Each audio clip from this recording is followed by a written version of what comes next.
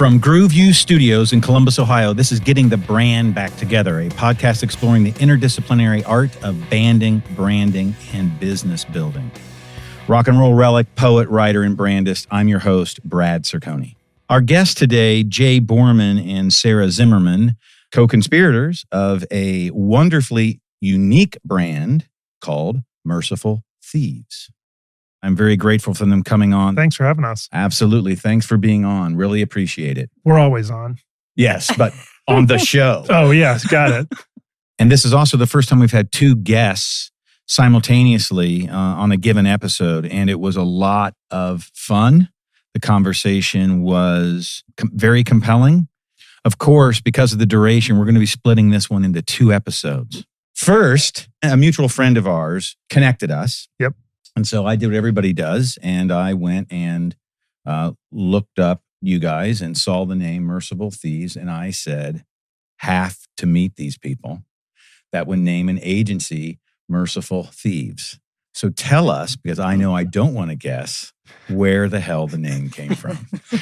We used to travel a lot. We still do, but we used to travel a lot for our previous gig at Express. Yes. And every time we were in the airport at a restaurant, people would come up to us and they'd say, "Hey, are you guys in a band?" And we would be like, "No, we're work in fashion or whatever." And then then we finally gave in. And we said, "Yeah, we're in a band."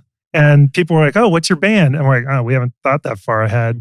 And one day we were in Venice, California. As designers should be. That's right.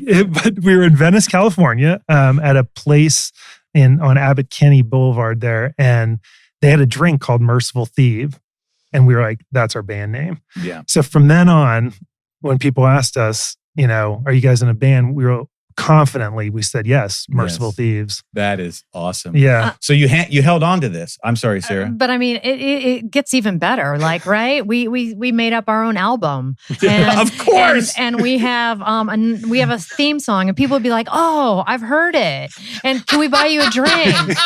And we'd be like, "Yeah, sure." And then we're sitting at Brewdog, and they're like, "Hey, are you guys performing tonight?" And we're like, "Yeah. Yeah, I need a scotch on the water." 7:30 on, making up places that we would pre-perform. They would go, "Hey, see you later." That's great. Yeah, it continued. Yeah, our album's name was 8 Minute Vacation. Yeah, good. Very good. Yeah. Mm-hmm. I thought you guys might even get into specifics such as, we sold this many units and we're now on our third record. Yeah. You didn't do anything like that. No. You didn't go to the deep dark I would go. Once the drinks were bought for us, we felt no need to keep the ruse up. Right.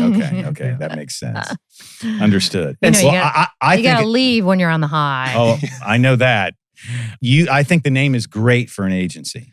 Yeah. So it's funny because when we decided to form an agency together, it was just hands down. We never even had to talk about it. We were just Merciful Thieves. And it's funny because we were talking to another buddy of ours who owns an agency, and he was just like, "Man, this is so perfect." And he was going into this whole kind of deep thing about because as a client, you were getting the most out of them and you're kind of thieving and blah, blah. And we're like, we wish we thought that much into it, but we just had identified ourselves as that already. So that was it. All right. It's a great name though, really. Yeah, thanks. It is. It's cool. So many things to talk about. And I also love that your positions are co-conspirators. I think that's clever and true at the same time. Yeah. Let me jump into a little bit of background that we were talking about prior to coming on the show here.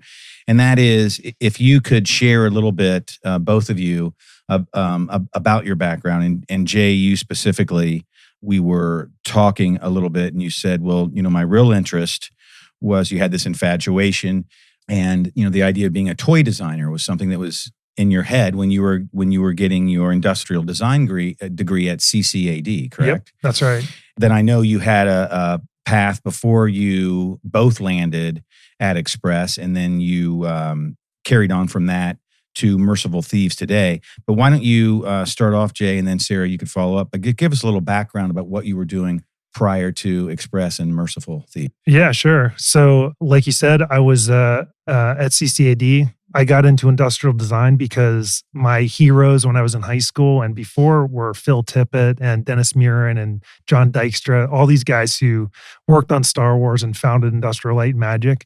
They had degrees in industrial design. I didn't really know what industrial design. But you had to have one. Yeah, I was just like, if Phil Tippett has this, then I must have this.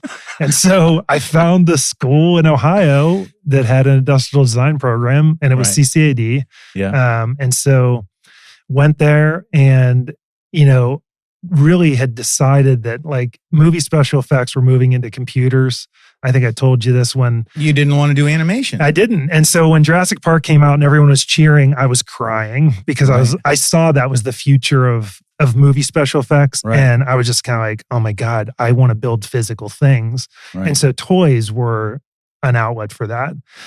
So when I was at CCAD, every project was a toy. So even when I would get an assignment of like build a toaster, I just created a toy and I would present this toy and the professor would be like, this isn't the project. And I would just be like, yeah, I know. I'll take my C. Right, like, exactly. All good. Because you were really filling up your portfolio. That's right. Because you were going to get in the design business of toys. And I always really thought I would just go down to Cincinnati and get a job at Kenner. I mean, that was kind of like my thought process. Right. And I was so kind of obnoxious about this that the dean actually called my dad and was like, is there something medically wrong with your son that he won't listen to us? I mean, and what was his response? Did he have a response? Not that I know of. I mean, he just called me and he was just like, hey, Dean Grant called me and like, what's going on down there? And, blah, blah, blah, whatever. And it was fine. I mean, he knew. Right. He knew what I wanted to do. Well, you also had shared with me, which I'd love you to share with the audience, that you and your brother, because you guys, are you identical twins? We are. We're identical twins. Yeah. Okay. So you said that your mom would sometimes say, why can't you guys just play sports instead of collecting toys and packaging and redesigning your bedroom? That's right. Yeah. I did tell you that. Yeah. So when I was probably like 5th grade or so. Yeah. And, when most kids were like transitioning into like playing sports and stuff like that, my brother and I just had this fascination with the toy aisle at JCPenney or Toys R Us or whatever. So we would recreate toy aisles and toy stores in our room. We like drilled holes in the wall and we put dowel rod pegs. Of course you did. Yeah. And then we would have packaged action figures that we bought. What I'm saying is if you're going to do it, you got to do it right. And so it was truly, our room was like a toy store. But see, I think that can be packaged and sold. I mean, I'll find investors for that. Yeah. A mobile toy store, right? Yeah. They have mobile home offices now. You can buy. They're like $900. That's right. We can do a mobile toy store. Create a toy store with my son's room for only $20,000. I like it. Oh, that's great. Yeah. So I at the kind of my senior year of CCAD, I had this portfolio. At the time, I thought was awesome. You look back now and it's like, wow, that's shit. But, whatever. There was a startup toy company called Resource that was local to Columbus. But tell the audience why it was named. Very clever. They're not around anymore. No, right? they're not. Yeah. Okay. And you told me about the decline, but I want you to tell the audience why they're named Resource. Yeah. So they were your resource for dinosaurs. And they were the etymological play on words. That's right. And so they were mainly focused on educational toys, but there was a lot of dinosaur related stuff. So there's enough there that was like interesting to me. And there was a portfolio review. All the students at CCAD, the seniors, like kind of had their portfolios out. Sure. And this guy, unbeknownst to me, had this startup toy company. He was looking for a designer, and he came around and looked at people's portfolios filled with toasters and white noise machines. And he got to mine. He's like, this is all toys. And I said, yep, I want to be a toy designer. He goes, how soon can you start? And that was it. That was it. And I said, well, I got to finish school first. He goes, all right. So I graduated on a Saturday and my first day was a Monday. And, kind of went from there. And that's how I got into toys. That is unbelievable. And so you guys, you start doing that. And then, you were talking about some of the things that you did in creating action heroes. Yep. Yeah. And you guys created an action hero, obviously from, I think it was Duke Nukem, right? Duke Nukem figure. It was Duke Nukem. Yeah. And you sold 1 million. 1 million units. So we were a small company, right? And So how many employees? Well, at this point, there was 4. there was the 3 founders and me. Okay. So technically, there was only 1 employee. There was 1 employee. And I had convinced them that like, hey, we should get into action figures because I wanted to do that. But I was like, there's a market here. And for video games. Yeah. Right? So what happened was we looked at a bunch of different licenses and everything was super expensive. Right. And so we went to E3, which is like the video game convention. And we started talking to people about games and how maybe we could license games to do action figures.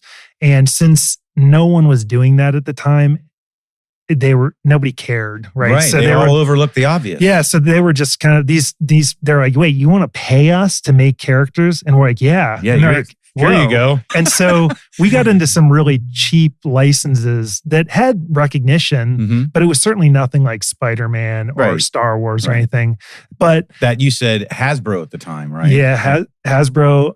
They had just bought Kenner, so they absorbed the Star Wars license. So now Hasbro had G.I. Joe and Star Wars, and He-Man was gone by that point. So it was like, you were looking for low-hanging fruit. We were to exploit as a brand, and make a little money for a startup. And I kind of was really wanting to prove to these founders that like we can make money at action figures.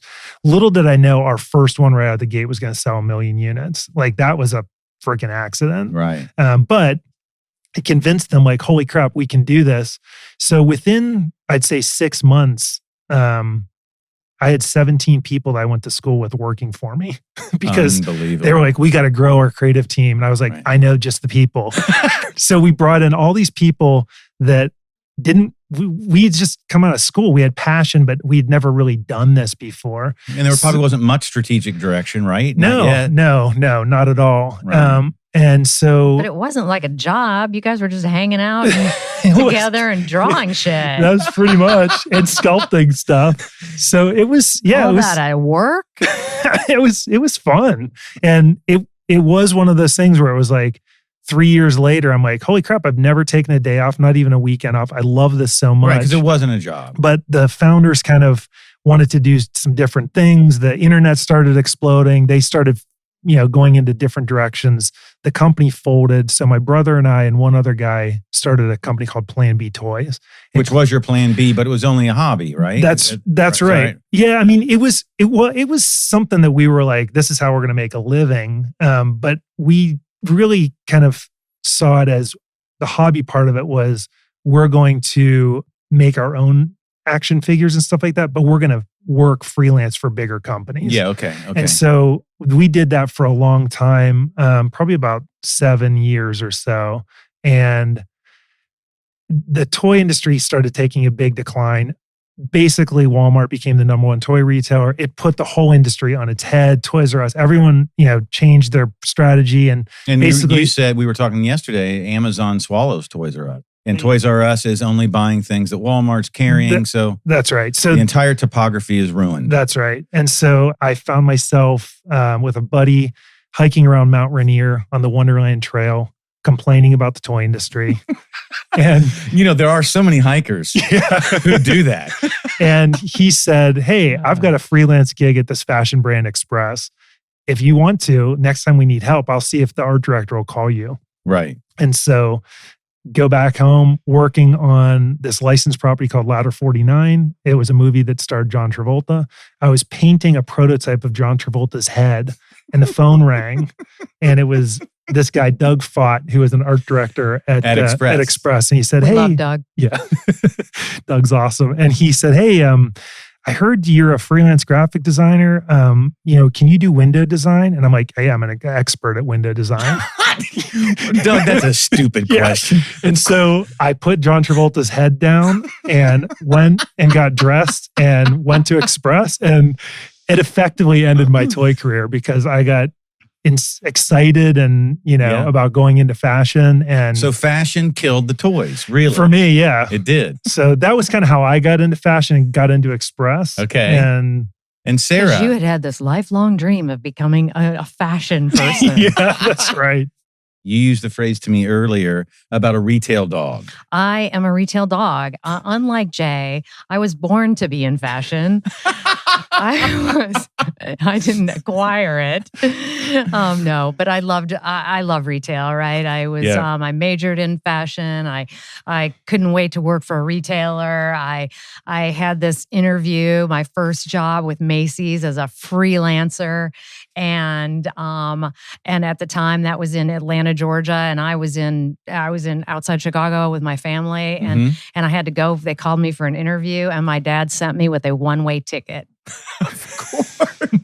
And so I had to get the job, and I managed to get the job. And I was too designing windows and doing visual merchandising. Yeah. And that was my start. Okay. So if you can only imagine when Jay and I met and somebody looks at us and says, "Hey, can you hang that from the ceiling and make it blink and spin?" We were like, "Yep." Yes, we can do that. So yeah, I mean, when you put a little initiative like your one-way ticket, you'll figure out how to get home if you don't have a job, right? I think that's like something we share. Yes. We've had a lot of fun getting into trouble doing stuff like that. Good. That's what creativity, that's that good kind of trouble, whether it's politics or creativity, that's good trouble. Right? Right. So, and you also had stints at Limited, Gap, right? Yep. That's what defines the dog after retail. Right. Corporate America, retail, fashion. Right. And I came to Express as Jay. We were both freelancers. And that's how we met. And then, Jay, you were there for 17 years, which would have put you, Sara, there at Express for 13 or so? Yeah. Is that right? That's exactly. Okay. And so both started as, we'll just say high-end window dressers. Yeah, totally. Yeah. Or freelancers, if you will. And then Jay, at the height of Express, you're VP of Creative. And Sara, you're the Creative Director of Brand and Fashion Editor, correct? Correct. And how we got there was just by volunteering for projects. Really? You know, like they would say, "Hey, we're going to do a road show for our investors. Can you guys handle it?" And we would put up small stores in like cities and create an experience that people would that the investors would get, like what Express was doing and what they were moving forward with, and had a crap ton of fun. Yeah, that's awesome. And all the travel and all the experiences together, right? I would say that to characterize our stint at Express, I would say we started off as freelance and then accidentally ran the place. Yeah. I mean, it was just like, it was, in terms of the creative, it was by no design, I think, for either of us to be like climbing the corporate ladder. Right, we loved the creativity and the doing.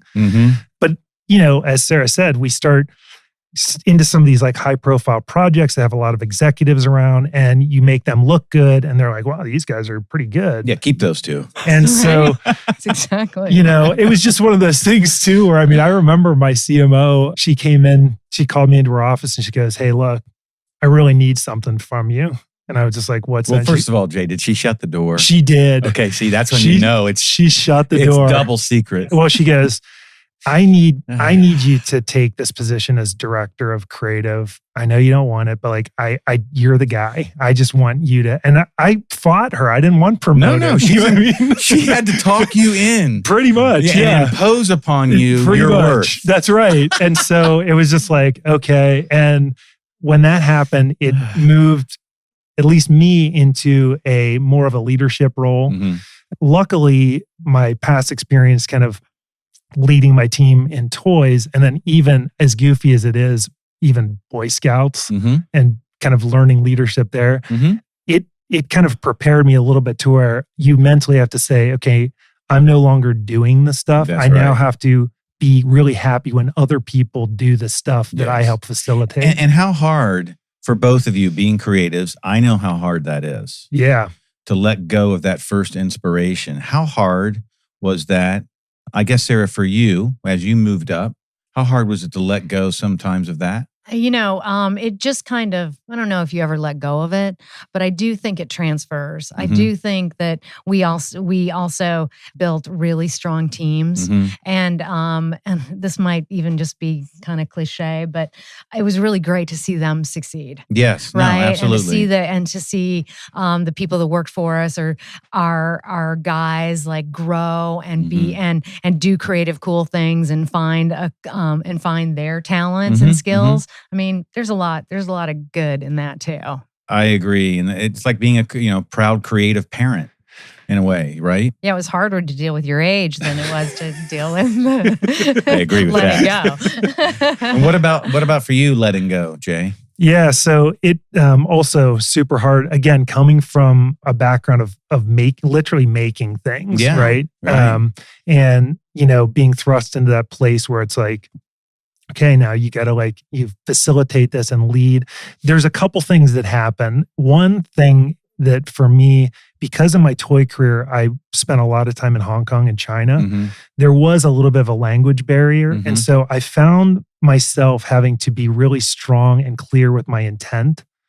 What a great point. And I found that even transcended the language barrier. Absolutely. And so when I came into a leadership role, very quickly it became apparent I need to be very strong with my intent and very decisive. Mm-hmm.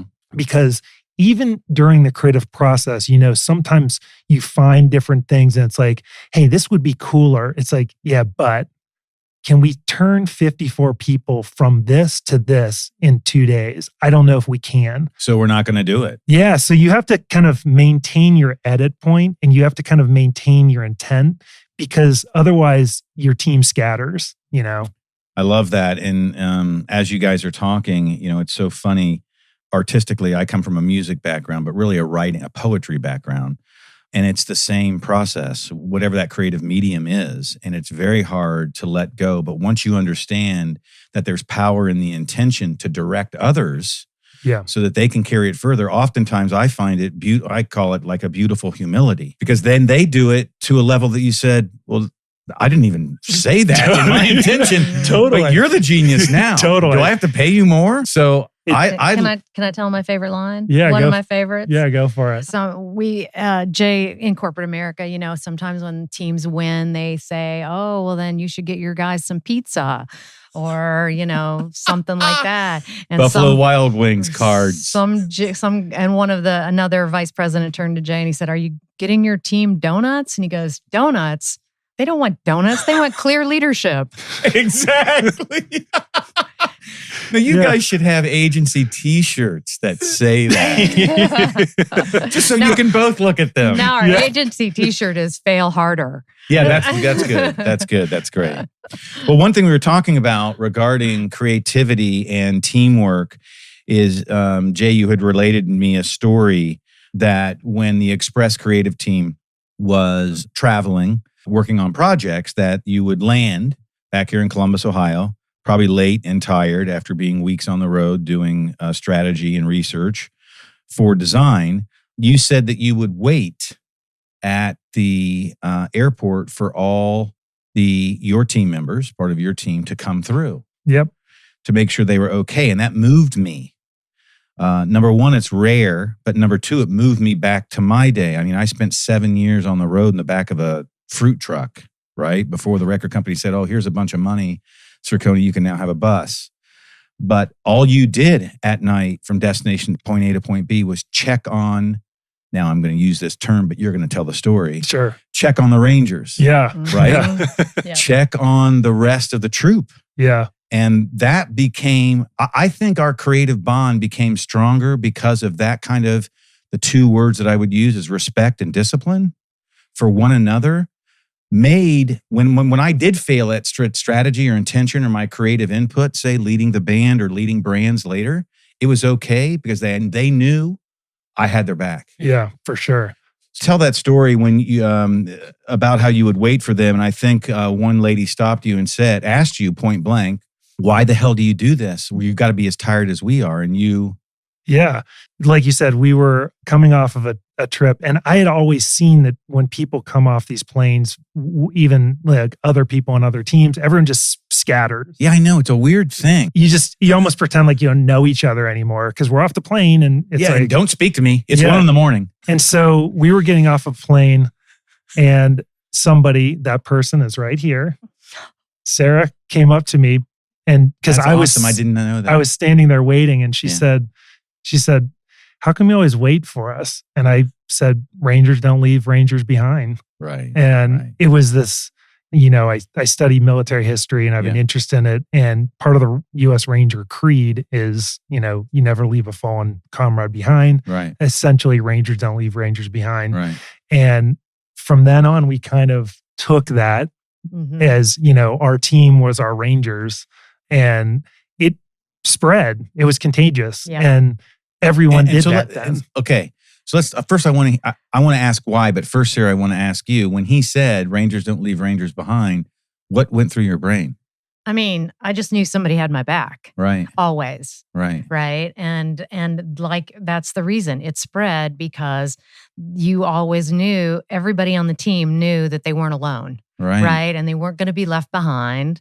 And I also think that, there's also that. I know this is crazy, but sometimes those leaders or the higher ups sit in the front of the bus and the front of the plane, and they get off first and they just leave. And for somebody to say, hey, is everybody here? Are we all together? Are we all, we all have the same mission here. It doesn't matter whether you're if you're together on the beginning of the trip, you have to be together on the end of the trip too. Right. So. Yeah. So that's great. Yeah, it was just, and it spread. Somebody, if we were working late at the office, finishing up something, somebody from our team would go, you need any help? And we'd be like, we're good, go. And he goes, nope, Rangers don't leave Rangers.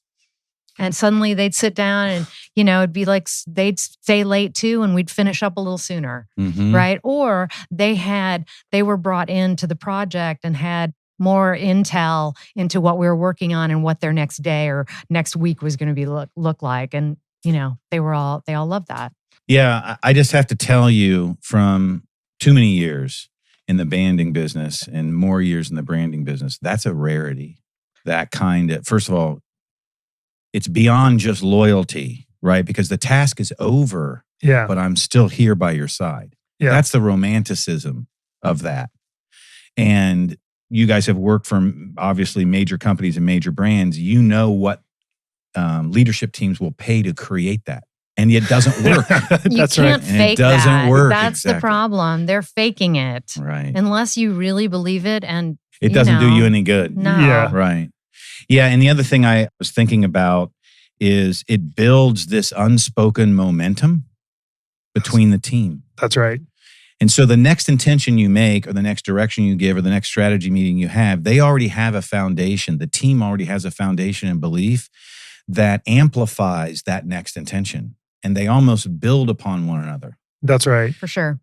You guys agree? Yeah, we do. And not only that, but there is when the synergy's starting like that, and the infection spreads, right, of good intention, what ends up happening is people start, I see it as they kind of want to take those good intentions to the next level, right? That's what I mean. They always kind of want to one-up each other on making sure that they're showing support. And, and what happens is, when we found this in the creative or in the corporate environment, as our team kind of coalesced into this amazing unit that was watching out for each other, almost everyone else in the corporate environment was looking out for only themselves. Right. And so, well, it probably intimidated them a little bit. Yeah. So we were able to push through a lot of stuff because, two is stronger than one, and three is stronger than one, and four is even stronger. It just, and when we're able to efficiently and effectively, meet these objectives that are placed in front of us, it did intimidate people. And we didn't have that as an intention. In fact, we really hoped that it would kind of spread into other departments. But, it didn't become a contagion like that? It really didn't. Okay. Yeah. I mean, I wish I could say yes, it was amazing. But the fact is, there's, I think creative people have a different way of viewing the world. And you used the word one time, romanticize or romanticism. And I think no matter what, if you're a creator at heart, there is some level of romantic notion of what the world should be and what your role in the world should be. And so that's not the same type of a mindset as, say, somebody in a finance role typically has. Right. I'm not saying it doesn't exist, but they usually are just much more objective, much more tactical. Boom, boom, boom. The numbers don't lie, this and that. I'm great at the skill of moving these numbers around. Yeah.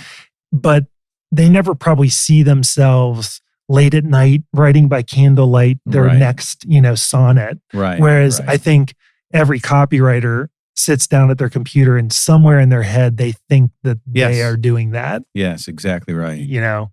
Yeah, I agree entirely. And, I used to tell, we were so bad as a band, but I would tell the bandmates, it doesn't matter. All we have to do is build a brand. We can learn to play later. That's right. And so sometimes I would, like Paul Simonon, the bass player of The Clash, they knew they were going to hire him because he was so handsome. It didn't matter if he could play the bass or not. Yeah. What are you talking about? We got a brand to build here, not a band. So I knew it would take us years to be proficient enough to play a guitar or drums. So why not look great as we get our degree, right, if you will, our road degree. So I would always say to them, we don't go out there until we look great. Because that way, even when we fail, it'll feel heroic. Yeah, totally. Totally.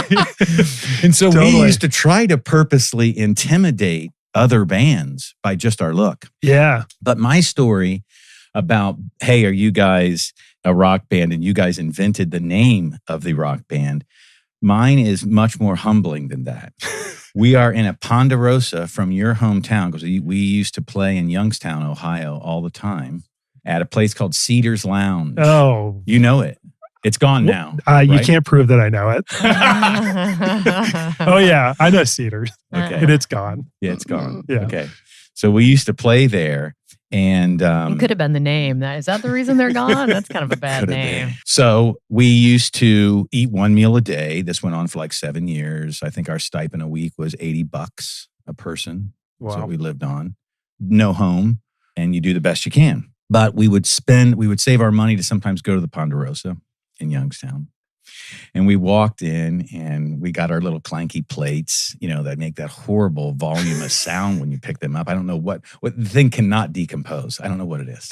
Yeah. So you pick up that cheap plastic thing, you pay your $7 or $6. And this very shy lady would come over to our table. Same woman every time we were there. And we were always in black leather jacket, black on black on black, right? The more black, the better. And she said, I've been waiting to say this, but I've seen you guys back here and I know who you are. And I said, that's great. I don't give any names. Yeah. She goes, I can't believe you two's at my table. And I said, this is why we're playing the Cedars Lounge. Right. That's right. So Nice. we were mistaken, but I don't know what that means. I felt a little bit more Irish. But my point is that we went through that together. To your point is the Ranger and Ranger concept, right? You don't leave one behind. And there's a certain momentum that builds by having this mentality. Mm-hmm. And that was that momentum that got us to the next level. Our talent did get better. I mean, I now hear some of the licks. I know you said you downloaded the first record last night and ran to it this morning. I did. Thank you for that 12 cents. Yes.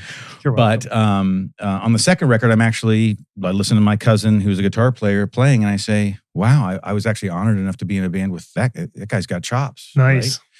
So I'm sure you guys saw that in your careers with those that you mentored for that long at Express, and you'll continue. I'm sure you see it even in the agency world where you're crossing paths now. But the one thing I wanted to talk about was I asked you before the podcast, and I'd like both of you to speak to this, that in your roles as creative director of brand and fashion editor and VP of creative, that's not only the corporate brand Express that you were doing that for, but also how that affects the decision-making of fashion designers and the fashion side of Express as well, correct? That's right. Sure. So could you tell me how your two roles worked? I'm very, very interested, Sarah, when you said fashion, creative direction and fashion editor. What did that look like for you? What did you look for insight? And how did the roles work as you were head of VP creative there? How'd you play together? Wow. Well, let's see. I'll kick it off. I think as a as a fashion or trend person, I always was. I mean, I'm always searching what's next, what's new, what's happening, what's working, what's old and tired and done, and and creating that and seeing what that is, and also understanding what Express was as a brand, and how to interpret those things that were right for Express. Right. So whether it's fashion or whether it was typography or whether it was the voice, you come at it from several different places. The aesthetic, the essence, all of that. And to bring that to Express and continue to and to drive that daily, weekly. I think the thing that I love about it the most is it changes all the time. Right. And being on it and being able to do that for a multi-billion-dollar company for Express for years was was great to do every day. Right. And creatively, that had to be difficult because you said you have to realign with the brand. So you can look at trends. Yeah, you can say, I love that, I love this, I love this, but those don't fit inside where Express needs to go. Correct. So you're wearing two lenses all the time, right? How would you approach it? Do you look at the large landscape? Is that what you would do, Sara, and still do? And then say, how does it fit in? Or sometimes did you find things that were already in the brand and you wanted to push it? I mean, did you go the other way too? Both. Okay. I did do trend forecasting for years, and I would travel Europe and all the shows and fabric markets and see what's going. And it was about bringing the pieces back that are right for the brand. I love it. So it's the pieces that make up the stylistic theme. Right. Don't look for just a category. Right. Well, you can't make Express Chanel, but you can take what Chanel is doing and take a piece of that. And take a piece of that. And that was product. I really didn't do product for Express, but interpreting the things that were happening out there, whether it was happening in LA. Right. LA is one of my favorite places. Yep. And I just feel so much, whether you get music or whether you get a restaurant or whether you get see people on the street or if you can take your inspiration from anywhere, right, it just is coming at you all the time. Right. That's very interesting. And what about you then, Jay? How did the same question kind of apply to you and your role? Sure. I think to put it into context, I'll take a step back and just explain to the listeners how we had structured the department. So I had a CMO, Jim Hilt, who is a really progressive thinker, and he came from the tech industry. So he kind of worked his way into marketing through that. Right. And he always wanted to hear new ideas. And he was like, hey, Jay. And open to that. And he's like, I think all kinds of ideas. Yeah. He was like, I think we need to rethink how we're creating because the objectives that we're trying to meet are different than they were when the department was set up. So he's like, how would you think about this? And so in my true kind of fashion, I just looked at different organizations, highly functioning organizations. And I said, just like Sara said, take inspiration from different places. I was like, one of the most highly functioning organizations I can think of is the SEAL teams. And so I'm going to take the structure of the U.S. Navy SEAL teams and I'm going to apply it to creative as best I can. And so I pitched this idea of 3 different segments or 3 different teams, if you will, of our larger team. And that first one is, to steal from the SEALs, the dev group, the development group. And these guys are the guys who test new equipment, they test new tactics, they put them into practice. Once they're proven, they move to the operators. And so Sara headed up, she was the creative director of that dev group that was really the brand team. Right. And so, I relied on her to bring all the newness and bring all the ideas and then put them into practice in a small way. Once they were proven, then they moved to another creative director, Jay Neth, who was kind of in charge of operationalizing it and bringing it to the market in a big way. And then I also had a team that was headed by our mutual friend, Michelle Vesely. Yeah. And I called them the Night Stalkers. Yeah. Which is an appropriate name. Right. Of course, it's because, there's a... What else would you call it? Yeah, right. Because there's an aviation group that's a special operations aviation group called the Night Stalkers. And so they were my support team, and they were the ones who ran logistics. They ran the budget for me. They facilitated all of our production, right? So what it did was it freed up my true creatives who were to like, remain. Yeah, who were like my killers and my door kickers. Assassin. Like Sarah and Jay and Brian and all these guys and, girls that were on our team, they could do creative because a lot of times in the corporate world, you're asking people to do more than kind of what their specialty is, which is fine to an extent. But we found that when we could put people into the proper roles, everything just like shot up. The quality, the quantity, everything just and let's increased. talk from I love that. So first of all, we're using militaristic, if you will, categories and disciplines. You're creating a way to discipline creatives. I mean, in a positive way, or set up the guardrails. The guardrails, which is much needed sometimes, and also focus and edit point of those roles. Right. Why do you think this helps creatives? Why do you think you were enhancing creatives instead of inhibiting creatives? Because I think that, again, our team had what I would call flow with each other. And because there was that flow and the trust, people on the team understood, you know what? I don't need to worry about that other job. If I do my job right, I'm going to have the whole team succeed on this part of it. And it turned it into a thing where people did not want to fail at their role instead of worrying about what someone else's role was. And I think that empowerment of their individual role was probably the juice behind it all. I don't know, Sarah, what do you think? We were all trying to work together and do what we love. That's what made it work. And I love that you guys refer to the team as flow. A Russian professor teaching at Stanford created the theory called flow theory. There's 7 steps to flow theory. I think he's now passed. Genius. Of course, leave it to, somebody else outside of the U.S. to think about happiness. Vodka drinking gentleman figures it out.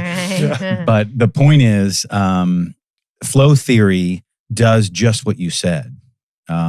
We've used flow theory to help teach brand happiness inside cultures of brands that we create because they don't know how to do that. And part of it is discipline so that you can get lost. Because you talked about flow and trust. That's jazz music. Yeah, totally. That's jazz. Yeah.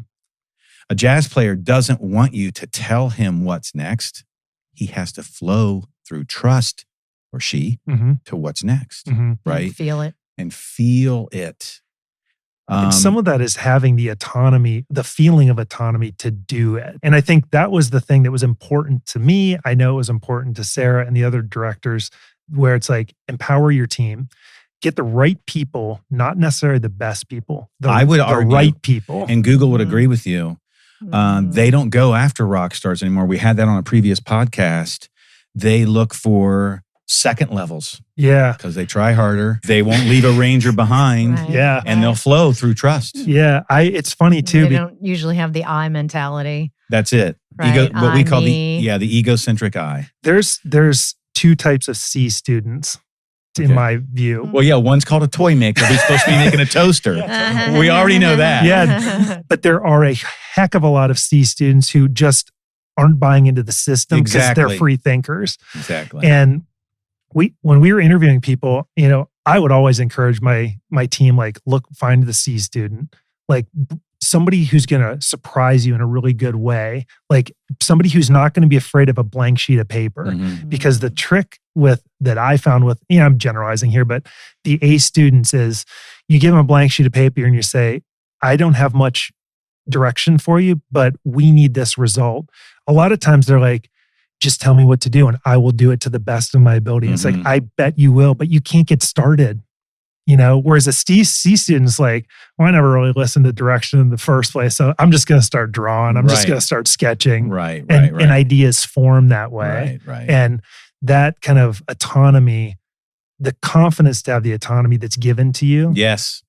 Is it's almost gut. You know what I mean? It's like you almost can't teach it because there are just so many people who are so skilled and they're so amazing at this job, but they can't start on their own. And you're just kind of like, boy, we can't have that on our team. We need people who are going to just go and start shaping things. I love that. And we talk about all the time with brands that we're building this idea of agility, creative agility. Manufacturing agility has been around forever. Now, we're talking about HR agility, which has been around quite a while. Mm-hmm. And the idea of creative agility that's always been there. But in the approach that you're talking about flow and trust and autonomy, because autonomy fuels that idea when you were talking about, failing forward, or what was your t-shirt? Oh yeah, fail harder. Fail harder. That works with flow and autonomy and trust, right? Because that you think, okay, it's going to be a soft place and I'm going to learn from this. So let's go. So I think it's great that you guys were able to, it sounds like you developed this very innovative subculture inside Express for your team. I mean, it's interesting. Totally. It's interesting to hear you say that. I mean, we never really thought of it that way. Yeah. It was truly more about necessity where, people came to us and they're like, we need you to rethink things. And I threw this idea out to Sarah and Michelle and Jay, and they were kind of on board with it. And they we love this. And we tweaked some things and we went back and pitched it. And then it just worked. It was just by looking at what other organizations did and by accident kind of. Mm-hmm. But we did grasp it really quickly. The team grasped it really quickly and we did love it. And so it's awesome to hear you as an outsider learning about how we did things to be like, yeah, that's pretty awesome. Well, it is because people would write case studies around what you did. They write case studies around us, trust me. There are 35 words that are on the back of a bottle of whiskey, Brad. You should see our jacket with the FBI. Exactly. Oh, man. But my point is, over the last 10 years, now they call that collision, right? Well, back in the day, it was just called improvisation. Before that, it was just called trust. Yeah. And I think the other thing is this process was with a very small team. Mm-hmm. It was corporate America, but I think for most corporate organizations of our size, it was a small team. We had 54 people on the team, but the one thing you got to understand about that is we had our own photo studio that was separate from the home office, and they were part of it. Okay. So the team was kind of split in half, where there's about 25 people in the home office and about 25 people down in the photo studio. Very different needs, but working together towards the same results. Yeah, I just, I'm so grateful we're talking about this because this will help so many brands. We're going to talk about other brands that are not that size, and we can talk about how they might look at the world more tactical, and you guys might not have had the freedom to have that flow and trust and autonomy that you're bringing up. To me, what's important is that you guys recognized it and exploited it positively for the growth of the brand, for the betterment of the investors and the company, because we're in the communication arts business. That's the business we're in. It's a wonderful accomplishment. I know you were in it for so long. It's probably hard for you to be objective and go back and look at it. It is. The way that I'm framing it up with you right now. But I can tell you from being the outside in, it's a hell of a feat. Thanks. Appreciate that. Some of it had to do with too, we started in at the lowest level, right? Graphic designers in, freelance in marketing. Mm-hmm. And so we learned a lot about how leadership was kind of, in my view, doing it wrong for so long that when the time came for us to do it ourselves, we really took it upon ourselves we wanted to change the culture and we wanted to be creative first, and we wanted to release this black cloud of kind of creative oppression on our creative team. So we didn't know any other way. It was just kind of, this is how we did it. Yeah. And a lot of, intellectuals would just call that, accidental genius, right? Yeah. Or hard work that turns into something that you say, my God, I really made this after this many years. A lot of times you find leaders who haven't done the work and they're just in a role giving direction. And sometimes people below them, if they know you're telling me something that you've never experienced. Done. Yeah. Yeah. One of the biggest things too that we kind of would ask people that we were interviewing is okay, you want a job at Express. What's your side hustle? And damn right. The moment somebody said, well, I know I'm a retoucher, I'm interviewing for this retoucher, but I have a side business of photography, and as a hobby, I like to draw comic books. Right. Great. You're in. because you're a maker. Because you're devoted, you can't help yourself but to be a creator. it was the worst thing in the world to see somebody who had maybe an amazing portfolio. And what do you like to do? I like to hang out with my family and watch TV. Mm-hmm. And it's like, wow, like something a dog can do. Like, you know what I mean? It's just kind of like, you're not fully in it then. If that, like, you don't, you will not. You have just now been asked to leave the flow area. Yeah, pretty much. Yeah, pretty much. No, I love that you guys would ask that, because that's the more important question. What do you do because you're passionate for it? That's right. What we want to know. That's right. Right.